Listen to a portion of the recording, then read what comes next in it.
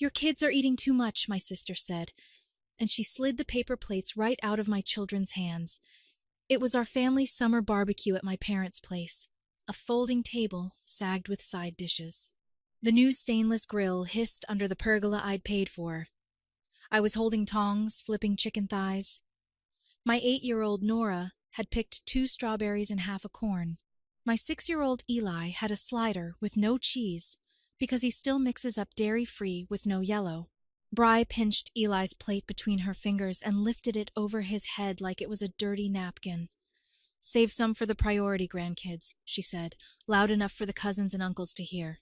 Her twins were by the soda cooler, each with plates piled sky-high with ribs and watermelon cubes. My hands didn't move. The chicken popped. The smell of brown sugar marinade stuck to the back of my throat. Eli looked at me with his mouth in a tight line. Nora stared at her empty hands like she'd forgotten what they were for. I heard a few nervous laughs. Somebody clinked an ice scoop against a mason jar. My mom said, "Oh, Bri," not as action, but as a shrug. Inside, I snapped. Those were my kids. Those were my groceries. I saw the Costco receipt in my head like a status bar. $1,197.64. 2 whole Packer briskets, 4 racks of ribs, 30 pounds of chicken thighs, salmon fillets, buns, tortillas, sauces, drinks my card, my trunk, my Saturday morning. But I didn't make a speech. I didn't even clear my throat. I set the tongs down on the little tray, wiped my fingers on a towel, and walked to the folding table where the unopened packs of meat were sitting in a cooler. I pulled out the contractor-grade trash bags I'd brought for cleanup. I started loading the cold meat back into the bags, salmon back into its sleeve, ribs into the bag, briskets like heavy babies wrapped in paper. Aunt Pam watched me. "Honey," she said. "It's fine," I said. My voice didn't sound like me. I nodded at the freezer packs. "Can you grab those?" She slid 2 ice packs across without arguing. I kept packing. I sealed the bags, tied double knots, and carried them to my car. I went back for the condiments I'd bought. And yes, even the buns. I left the hot stuff. That felt fair. But every unopened thing went with me. We buckled the kids in. They were quiet. Eli clutched his empty paper plate like a steering wheel. I put the trunk down and looked around the yard one last time. Bri was staring, mouth open, laugh frozen. My mom lifted her phone like she was about to take a picture she could control. I didn't say goodbye. I just drove. 4 minutes later, my phone started vibrating in the cup holder. By the time we hit the light at 45th, there were 47 texts in 10 minutes. Where did all the food go? Are you serious? That was for everyone. You can't just steal. Call me back now, Polly. This is petty. People are hungry. Come back and be an adult. I kept my hands on the wheel. The light turned green. I'm Polly. I'm 34. I live in Seattle, in a 2-bedroom townhouse near Green Lake. I'm a UX designer, married to Matt, who does IT for the school district. We have 2 kids. Nora, 8, and Eli, 6. They are kind, soft-spoken kids. Nora draws comic strips about a cat detective. Eli asks people how their day was and actually listens to the answer. My parents live 20 minutes north in Shoreline. My sister Bri is Twayandretti. She lives 5 blocks from them. She has 5-year-old twins, Mason and Mia. Since they were born, my mom has called them the priority grandkids. At first, I thought it was a joke. It wasn't. 2 years ago, after my dad's knee surgery, I set up a joint checking account I named Family Fund. I was trying to help. I added my mom as a joint owner. I set a $300 weekly transfer from my paycheck. The idea was simple. One place for groceries, for Sunday dinners, birthday cakes, and big family events. No tallying who paid for what. I made little cards for everyone to use at the store. I put it all in a doc with the login and the rule. Family stuff only. Then it slid. I covered their power bill 3 different months when the family fund was low, $382. $46, $395. I bought the $900 grill for my parents' yard because Dad said ours would look cheap in photos. I paid $4,800 to replace their rotting fence because Mom said it would be a safety issue with the grandkids. I covered the Costco membership. I added my card to their Instacart because Mom kept forgetting hers. Streaming accounts, too. It was easier to keep the passwords the same. We did a Disneyland trip last year. I paid for the Airbnb and tickets because Mom cried on the phone about making memories. $6,214.85 on my card. When we got there, the twins had the only room with a door and the new bunk beds. My two were on an air mattress in the hallway. I said, "Hey, can we swap for one night?" Bri rolled her eyes and said, "Your kids sleep anywhere. Mine need their routine." I took a walk and told myself not to ruin the trip. At Christmas, I bought iPads for all the grandkids because my mom made a comment about keeping them equal, and I was still in this fog of being useful. Nora got a robe for my parents, size small, even though she's tall, and the sleeves hit her elbows. Eli got a $5 gift card to a coffee shop that doesn't even have hot chocolate. The twins got matching scooters from my parents, too, with helmets and pads. I smiled for the photos. I went home and cried in the shower so the kids wouldn't see. Little things piled up. My kids didn't get invited to Cousin's Day at the trampoline park because we kept it to the little ones. Mom ordered zoo passes for the grandkids and only sent photos of the twins petting goats. When I asked, she said, "Nora is not really into animals." Nora had literally just finished a school report on octopuses. At Sunday dinners, if there were 6 cupcakes, I watched 3 slide to the twins' plates and the others get cut in half so everyone gets a taste. But I kept paying. I told myself I was smoothing the rough parts. I set up a spreadsheet so my brain could pretend this had edges. Then last month, Bri asked me to cover a $2,300 backsplash she wanted for her kitchen. It would make hosting so much nicer, she said. "It's for the family." I said no calmly. I even offered to help her design a cheaper option. She hung up on me. After that, I felt the shift. Fewer texts, less info about plans, a joke from my mom about how some of us don't understand priorities. So when Bri took food from my kids' hands and called them overeaters in front of everyone, it locked into place.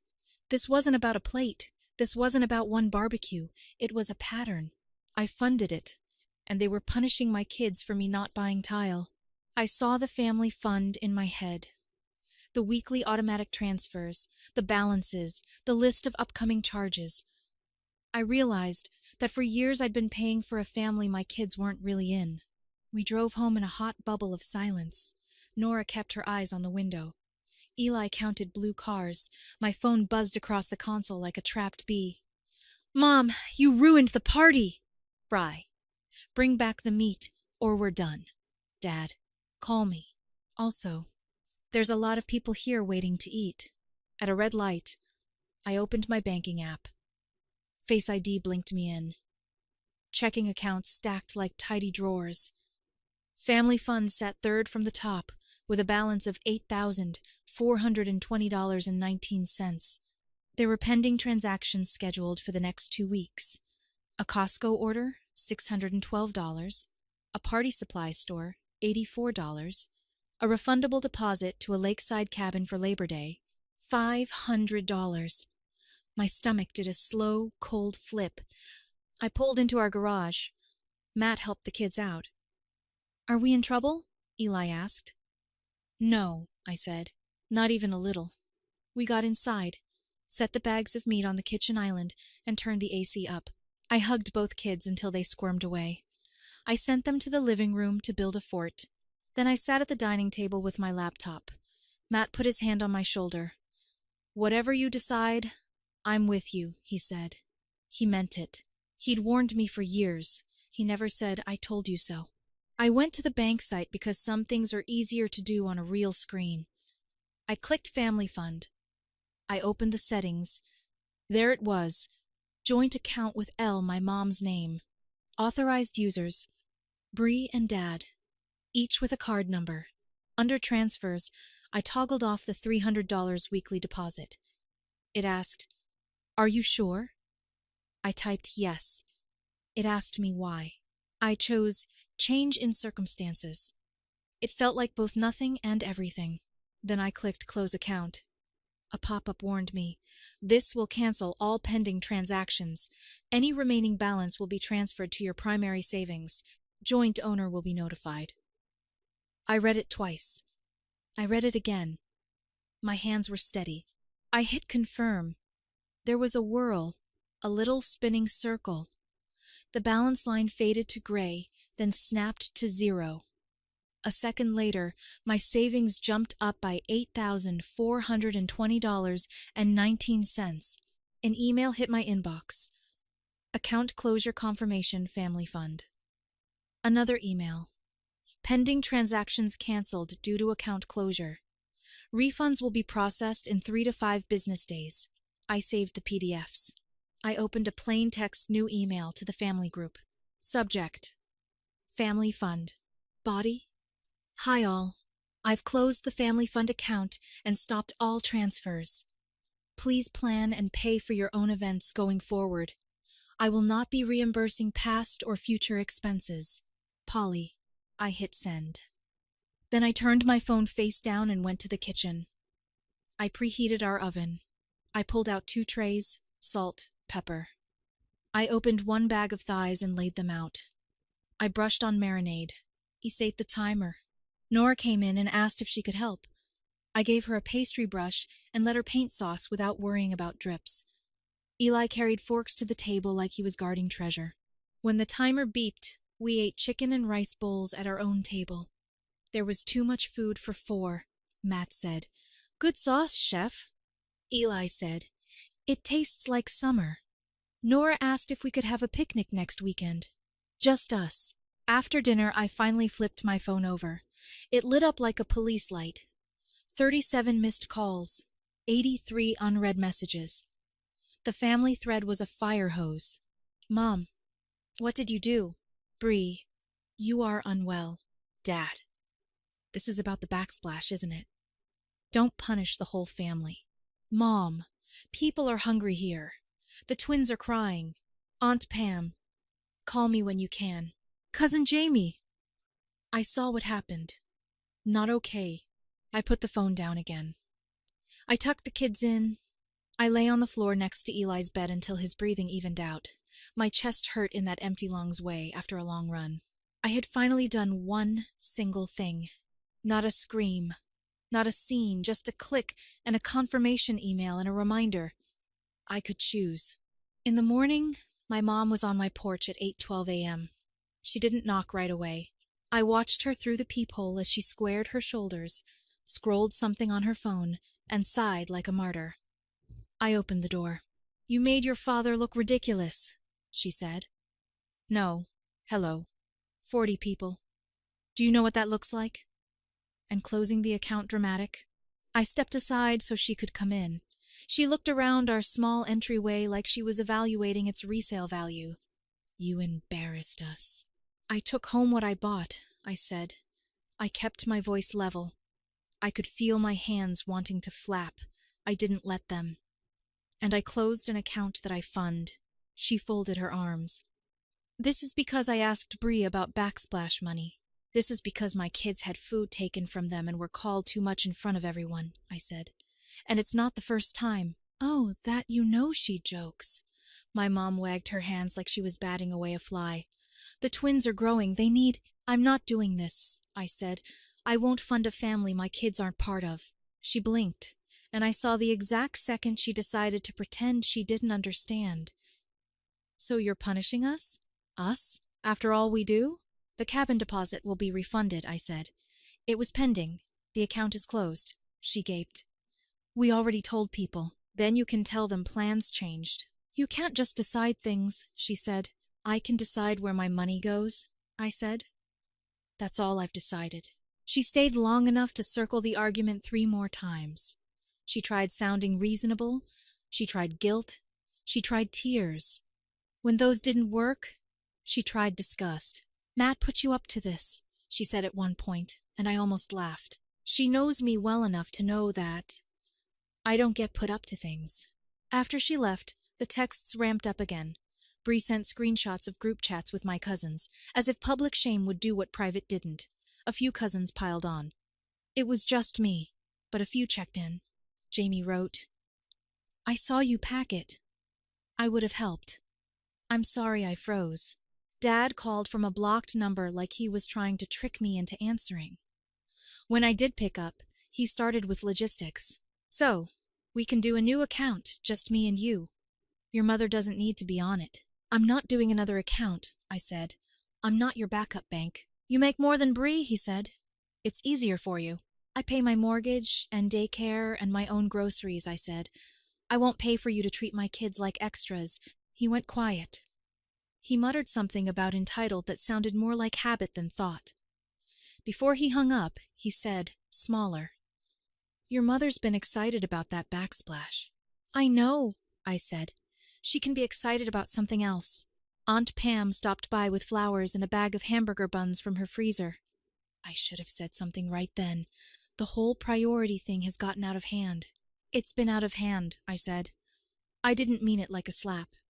It came out like a weather report. The refund notices pinged in over the next few days.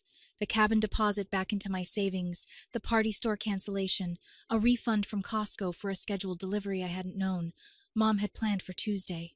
And the family thread plans unraveled.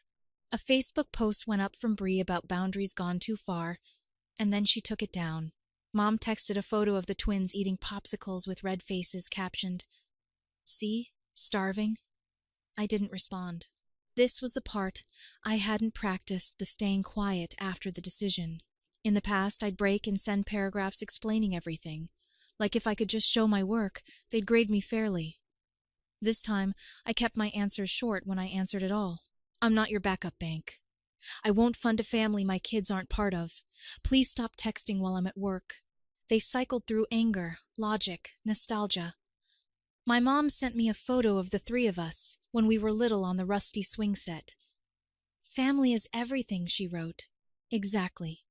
I wrote back. A week later, we had our own barbecue, just us, and whoever wanted to come on our terms. I sent a small text to the family thread. We're grilling Saturday at 1. All welcome. No reply came, which I expected. I texted Jamie separately. She said, I'll be there. She brought her two, who are close to Nora's age. They came with a bowl of cut cantaloupe and a bag of chips. We set up our old charcoal kettle on the tiny patio, the one with a dent on the lid. Matt rigged a shade with a bedsheet and clamps. Nora drew a menu on printer paper. Chicken, corn, watermelon, cookies. Eli lined up lawn chairs and labeled each with sticky notes in his best block letters. He left 2 empty chairs at the end of the row without names. He didn't do it like a message. He did it like hope. I marinated the chicken in a zip-top bag, the same brown sugar sauce. Nora stood on a chair and brushed each piece before it hit the grate.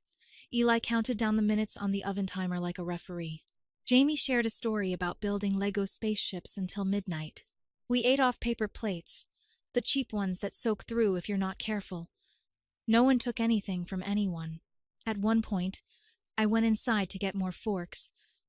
I saw the Costco receipt still stuck to the fridge with a magnet, the one from the barbecue that wasn't. I took it down. In its place, I taped up the picture Nora had drawn that morning. 4 stick people around a grill, smoke puffs shaped like hearts because she's 8 and that's how air looks in cartoons. In the corner she'd written, Our barbecue, and put dots under the words like confetti. The doorbell didn't ring. The empty chairs stayed empty. The sky was that pale Seattle blue that looks new every time. The kids laughed, mouths full of watermelon. They fed tiny triangles to the dog through the fence. When we cleaned up, Eli put his mom's sticky note in my pocket. So you don't forget where you sit, he said like a joke and not like fear. After everyone left, I sat on the step and looked at our little yard. The grill, the chalk drawings, the plastic dinosaurs half buried in the planter. I thought about the account closure email sitting in my inbox, about the words I used dry, polite. I thought about all the times I'd made myself small in my own family to keep the peace that wasn't really peace. I texted one last thing to the family thread.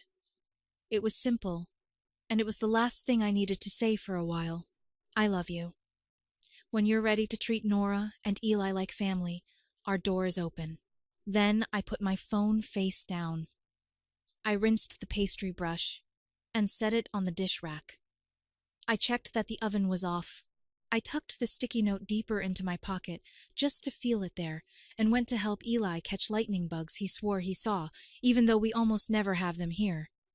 He cupped his hands and laughed anyway. It was enough.